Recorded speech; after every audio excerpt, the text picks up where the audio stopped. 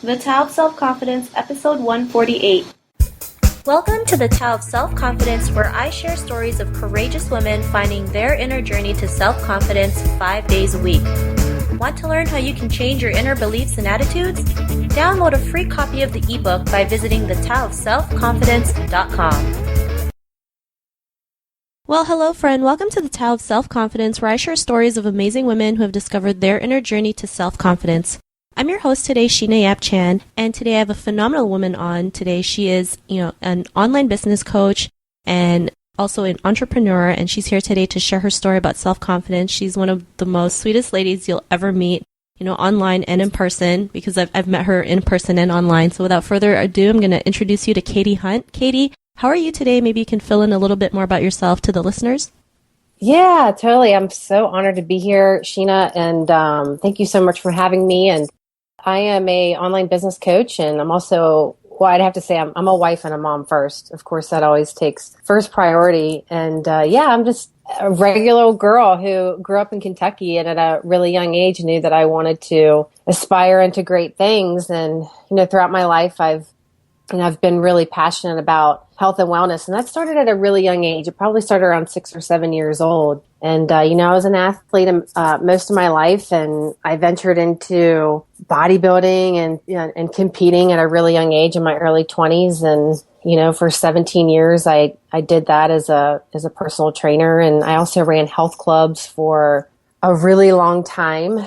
And 17 years, like I said. And then it was in 2009 when the economy really took a turn, and one of the investors that I was connected with at the time running a health club, wanted to close the doors. So I found myself on unemployment, and I was a new mom at the time. But that ended up being a big blessing in my life, because I realized, my daughter was in daycare probably 60 to 80 hours a week.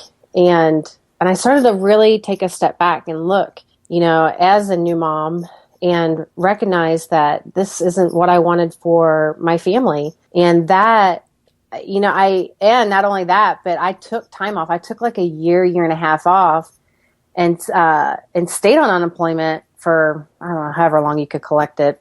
And I desperately wanted to stay at home. So I ventured into the home business industry and eventually into online marketing, into blogging. And here I am, almost 6-7 years later, and kind of just grew to wanting to stay at home and provide an income. And I've been able to do that. So, yeah.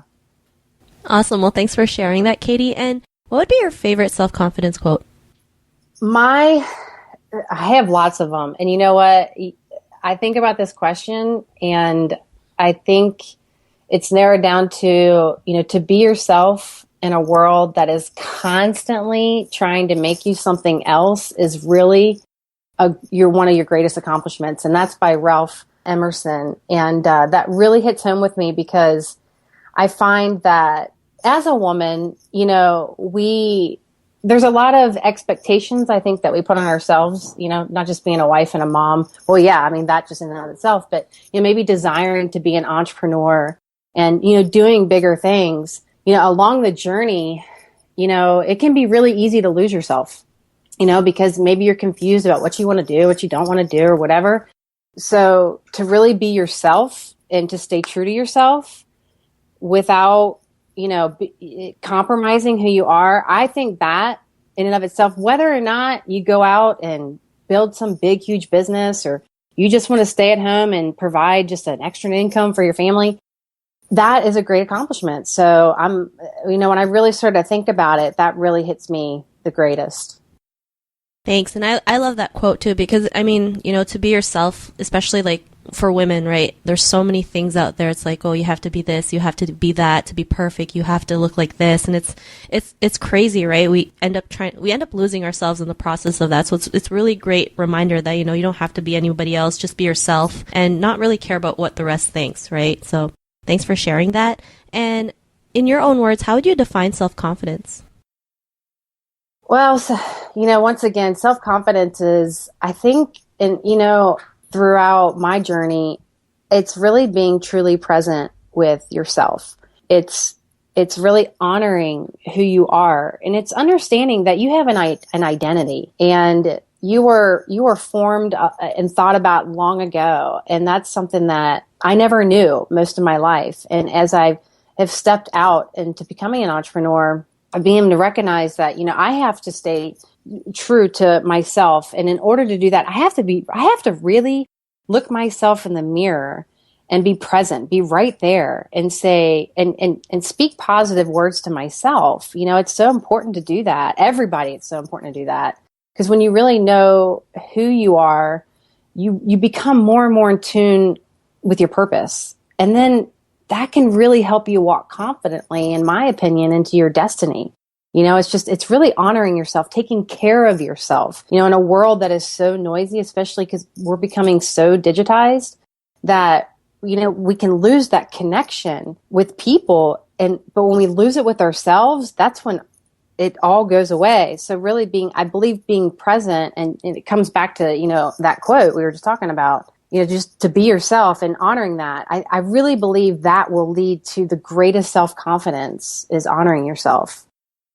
I love it. And I totally agree too, right? Just, being aware of what's around you and being aware with yourself and the things that you go through. And the more aware you are, the more it does get easier, right? Because since you're aware of it, you know what's happening. It's just easier to, change things around. And it's just the best feeling in the world. So thanks for sharing that.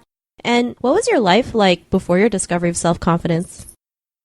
Well, interesting. And I come from a very big family. Like I said, I grew up in Kentucky, and I was the youngest of six. So, and I don't think it was a, on purpose thing, but, at a really young age, I just remember all the time. And still to this day, sometimes it's a little frustrating, but I've learned how to forgive all that. But, I just told, being the youngest, to shut up. And, what I said didn't matter because, we had such a big family. So what did I know, right?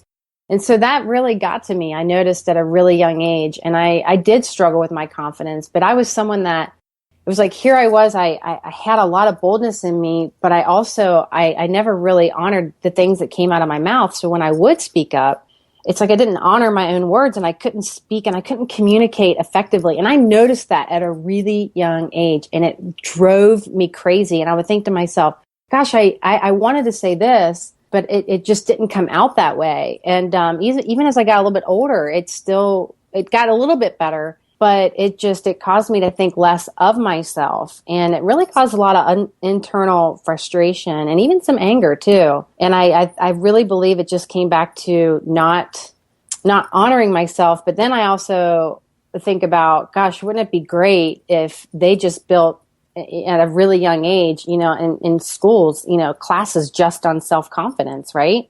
I think that would have been, that would be very, very powerful. So I'm actually very passionate about talking to my daughter, she's 8 years old, and, speaking to her about self-confidence and speaking up and things like that. And so that's really important.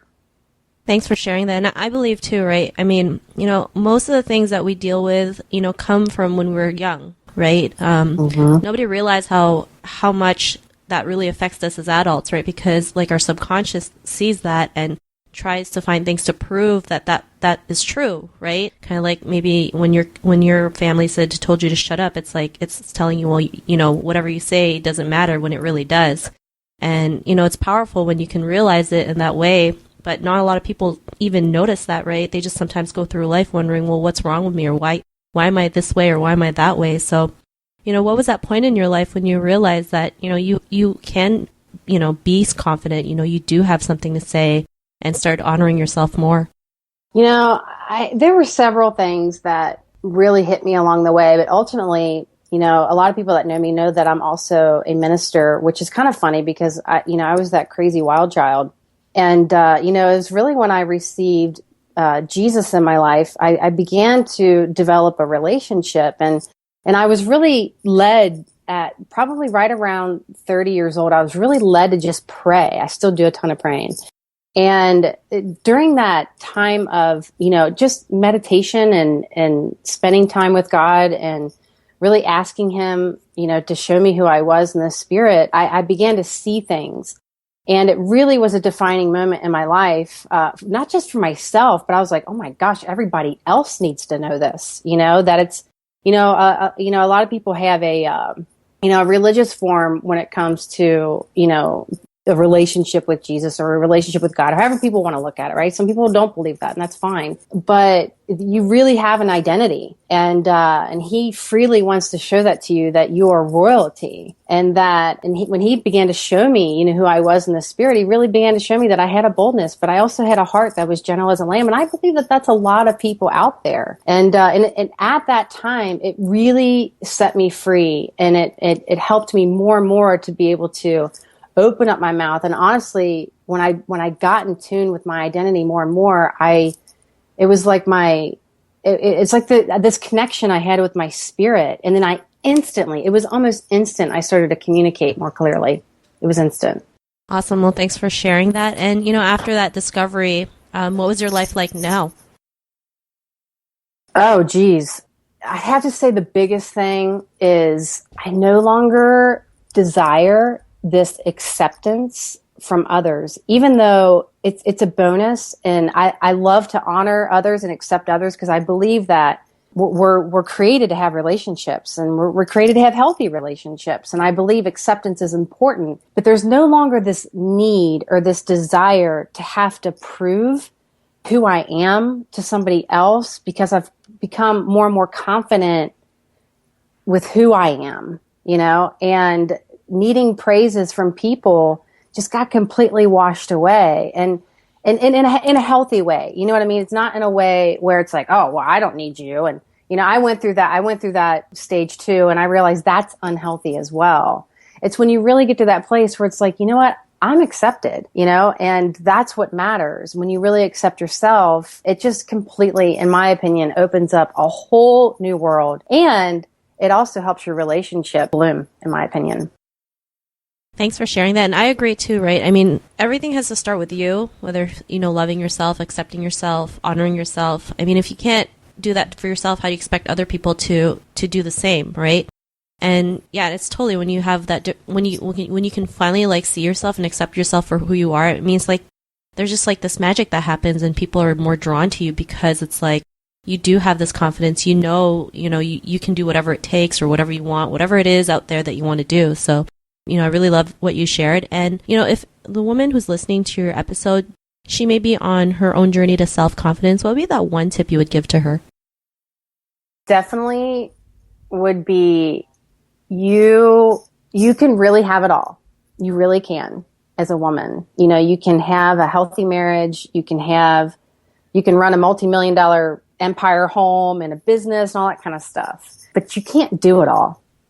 And we have to recognize as women that not only that we can't do it all, and realizing that, and not taking on this guilt, because I know with myself for the longest time, it was there was all these things I wanted to aspire to do.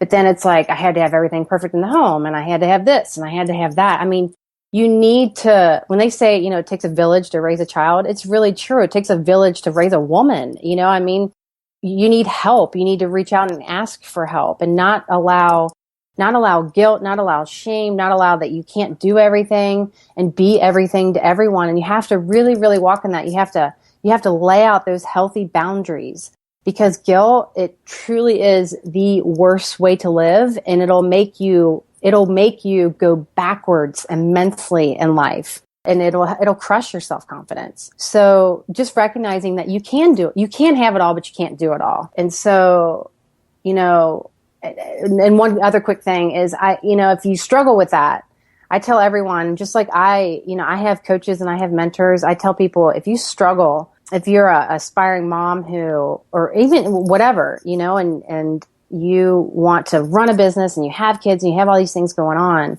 hire someone. Maybe not just to clean the home, but maybe hire a mentor. It'll absolutely save your insanity. I'm a firm believer investing in yourself is one of the greatest decisions you'll ever make. Even if it takes you decades to master it, you want to do it, because I'm a firm believer that a woman can be bold. Like I said, she can run, a multi-million-dollar empire, whatever her goals are, all while having great relationships, a great marriage, and, and great kids.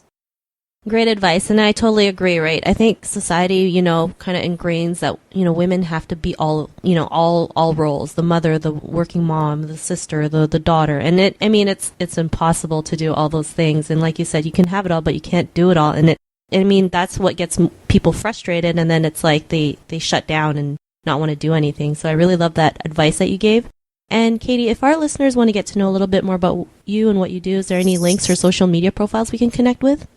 Yeah, absolutely. You can go to my website, caityhunt.com, Caity, hunt, HUNT.com. And you can also find all my social media stuff there as well. And I help a lot of clients, build up their blogs, and there's various different things that help people do online, especially online, because online is one of the greatest ways to set up systems, where you can really, really, really work from home.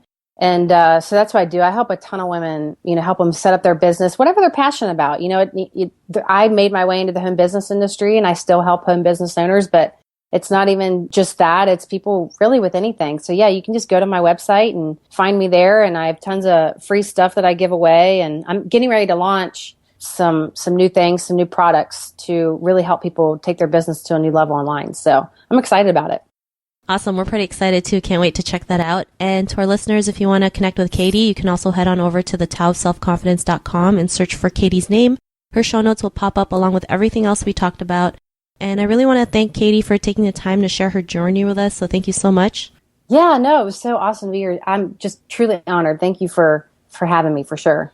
Awesome. It's an honor to have you on. So thank you so much. And to our listeners, be on our lookout for another new episode of another amazing woman's journey to self-confidence. And we'll talk to you soon. Bye for now.